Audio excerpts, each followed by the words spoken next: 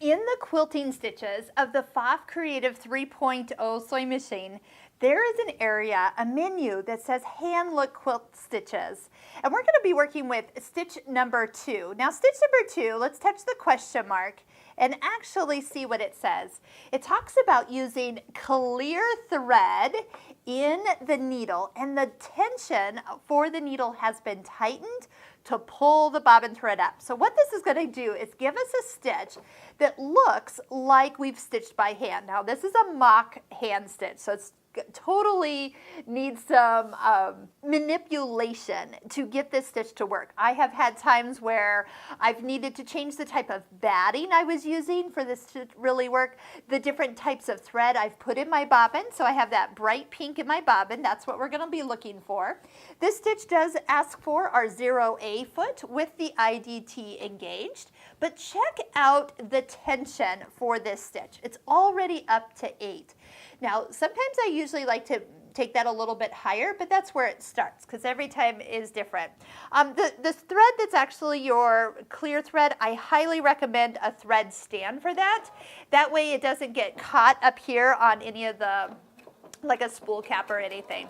So as you start to stitch, when you are stitching, it's going to do kind of like 2 stitches forward, a stitch back, and when it does the stitch back, it's dragging the bobbin thread up through the fabric and then locking it. And then as it does another stitch or 2, then the clear thread is left to make it look like there's been a hand stitch. Okay, so let's just see what we see without doing any adjustment. Okay. So another thing is like I said, totally manipulated. So don't feel like just because you started here that it's not perfect. It is not meant to be perfect. There's way too many variables involved with this. So here we were trying out some free motion quilting, by the way. Here's a link to the free motion video. We were playing with tensions, how to get those preset for you. So yay.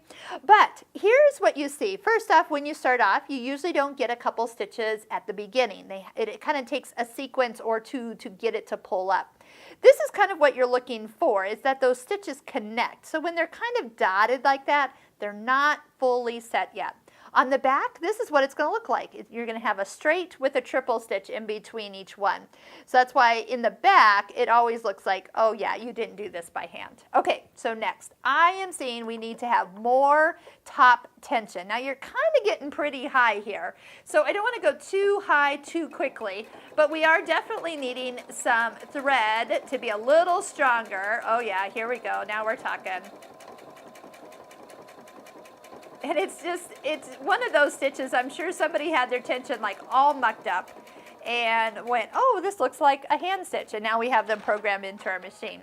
But you have to have the right setup. So now we're talking where we have a little bit more defined stitch where it looks like you've stitched by hand. So I'm thinking we go up a little bit more because I'm not getting all the stitches contained there, but it really is starting to look like what we're looking for. Okay, here we go. Show me a good, oh yeah, there. So I'm all the way up at about 1.5 numbers higher than the default setting for tension for this particular clear thread, this particular batting, and that particular weight of thread in my bobbin. So everybody's bobbin is going to be a different weight of thread, so just find what works for you. And now you can have stitches that look like you did it by hand without all the work.